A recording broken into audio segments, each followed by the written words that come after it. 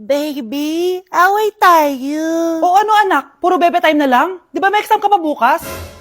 Opo, Nay. Try mo kaya mag-review para di ka puro bagsak. Diyos ko. Sige, Nay. Challenge accepted. Makaka-perfect ako sa exam bukas. Sino nagsabing hindi ko kaya mag-review? Baka Scarlett to. Ba't tumatawag na to?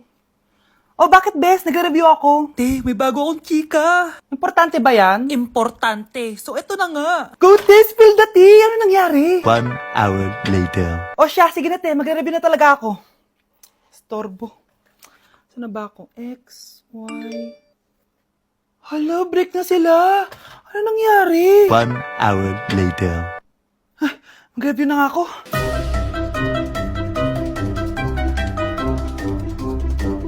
Good morning, anak! Anak, bakit ganitsura mo?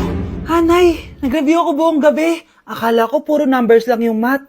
Bakit may X and Y? Di bale, anak, gamitin mo tong Radiance Glow Pure Blossom Elixirs ng YOU. Meron tong toner essence at illuminating serum. Ano naman yun, Nay? Ano to? Nakaka-bright, repair, at protecto ng skin. At di lang yun, anak. Nakaka-reduce to ng oiliness at ng skin texture. Suitable to for all skin types, kaya gamitin mo to para fresh ka bago ka mag-exam. Ay, ang fresh nga. Glass skin, no? Super lightweight at super dali lang pala i-apply nito, Nay. Go na, anak. Islay mo na yung exam mo. Good morning, class. Ready na ba kayo mag-exam? Sure nang makaka-perfect ako kasi nag-review ako. First question. Kung 5 ang kinain na pizza ni Maria at 2 ang sapatos ni Cardo, gaano kalayong Earth sa black hole?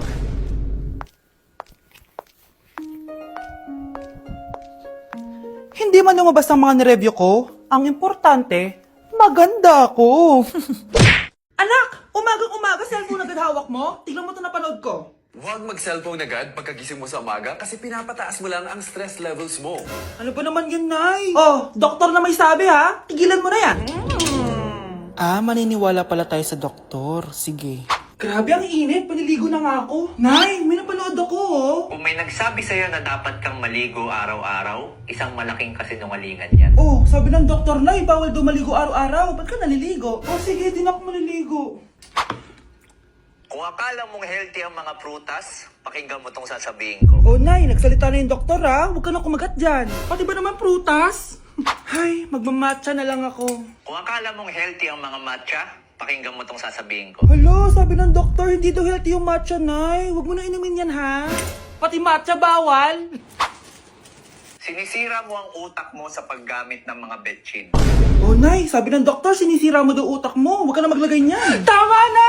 Oo na, lahat ng ginagawa ko masama sa akin. O sige, Nay, titigil na ako. Basta mag-cellphone na ako, ha. Sige na, mag-cellphone ka na. Pero huwag ka magpupuyat, ha. Masama pa rin yon. Malaking kasinungalingan yung sinasabi nilang bawal ka magpuyat. Anong sabi mo, Nay? Sabi ng doktor, pwede naman eh. Bye!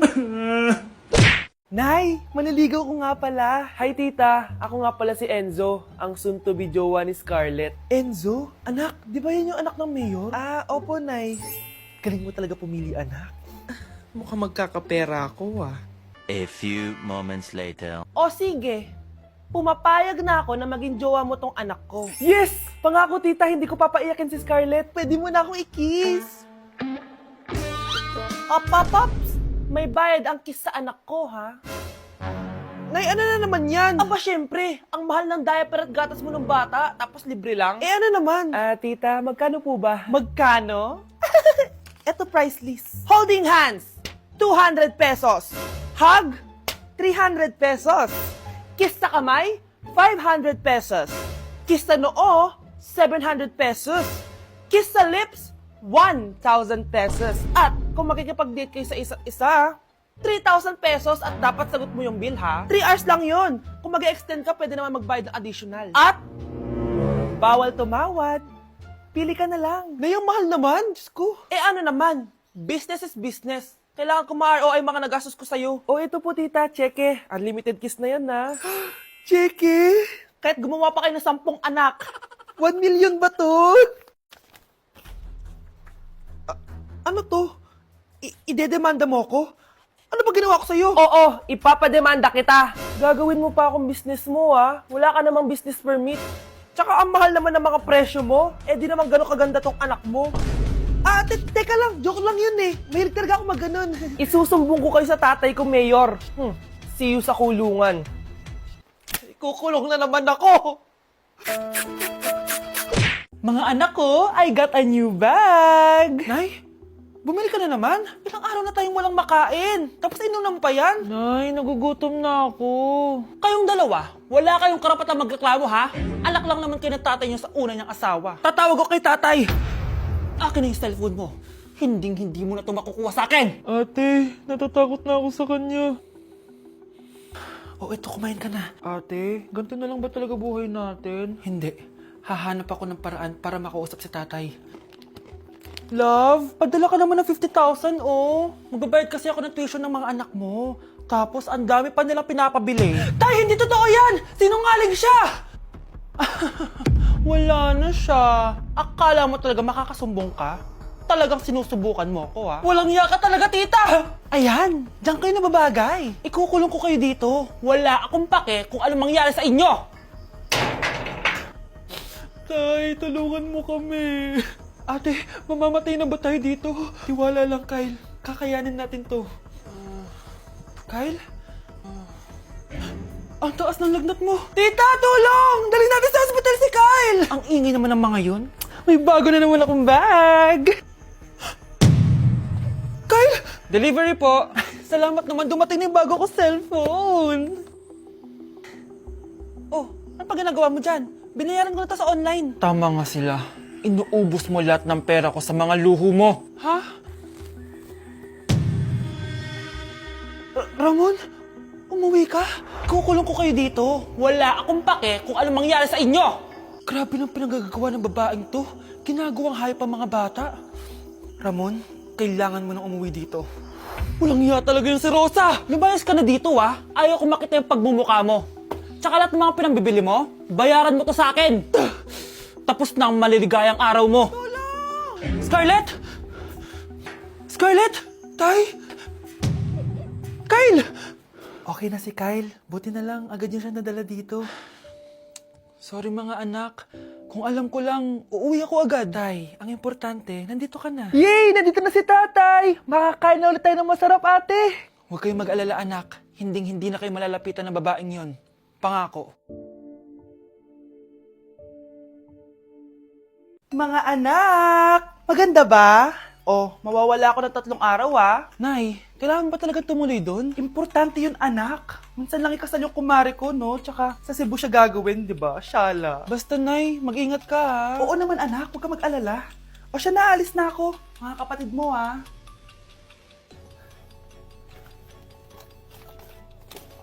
Saan yung wallet ko? Ay, kuya. Balik tayo sa bahay. Nakalimutan ko yung wallet ko. Ano ba yan? Maliliit na ako. Saan na ba yan? Ito. Ano ba yan? Oras na. Mabuhay, ma'am. Welcome to Air Philippines. How can I help you? Ay. Miss. Dito po ba yung flight VD415? Yes po, ma'am. Check ko lang po. As per dito, ma'am, nakaalis na po yung aeroplano. Ha? Hindi ako pwede malit sa kasal na kumari ko. Kailangan ko umabol. Ma'am, kailangan niyo po ulit mag-rebook kaso ang next available flight is bukas pa po, ma'am. Ano ba yan? Gawin mo ng paraan. Diyos ko, sayang lang pera ko. Wala palang kwenta to airlines niyo eh. Uwi na nga lang ako. Sorry, ma'am. Oh, Nay, nandito ka na agad? Akala ko ba 3 araw ka mawawala? Eh di ayun, naiwan ako ng aeroplano. Alam mo, parang pinipigilan talaga ako ng universe makaalis eh. Nay, buksan mo yung TV. Ha? Bakit?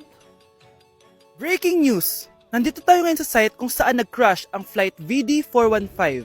Ayon sa mga otoridad, walang nakaligtas sa mga pasahero nito. Kaya pala, kung nakasakay ako dun sa aeroplano na yun, patay na ako ngayon.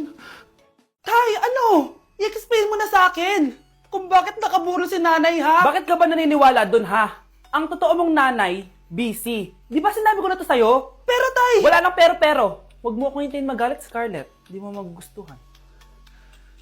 Hindi pwedeng hindi si nanay yung nakita ko sa cellphone. Alam na alam kay tsura ni nanay. Malalaman ko rin sikreto mo, tay. Oh, Scarlett, aalis ako ulit ha. Huwag kang pasaway.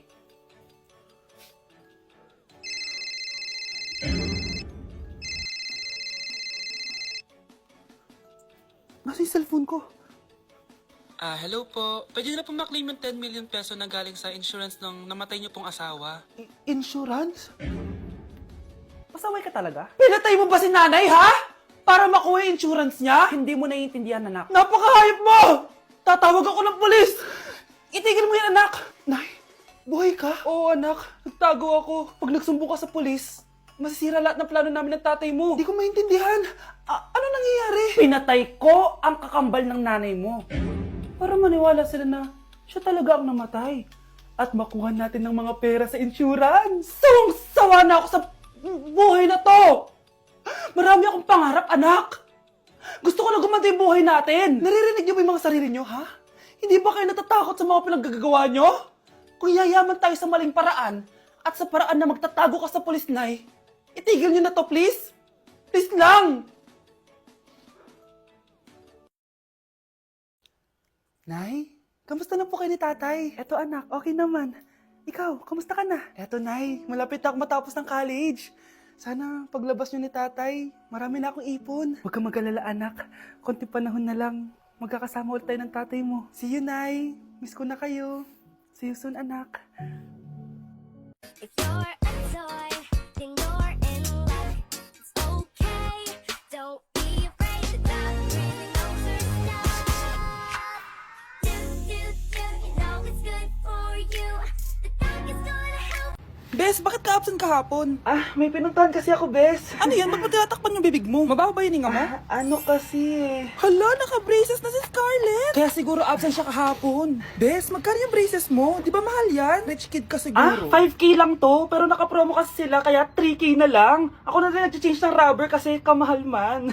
Nandito ba si Scarlett? Present po, ma'am. Anong present? Ayusin mo nga magsalita. Sorry ma'am, di po kasi ako makapagsalita na maayos. Masyakit po kasi yung braces ko. Ay wow, kala mo talaga. Anong ginagawa niya? Over naman sa pakita ng brace? Bes, ano yan? Ba't ganyan ka mag-tiktok? Siyempre para makita ng mga friends ko na may braces na ako. Ganon? Tsaka para ma-ROI ko na din to, no? Sige, Bes. Bagsak ako. Lagot ako neto sa nanay ko. Bakit 3/50 lang to? Bagsak ka din, Bes? Oo. Bagsak tayong dalawa? Ba't parang masaya ka pa? Okay na ako. Akala ko kasi ako lang bagsak eh. Tsaka papel lang naman to. Okay na din pala ako. BFF goals talaga tayo. Yes! Tara na nga sa kantin, Bes. May chichika pa ako sa'yo. Fried chicken? Normal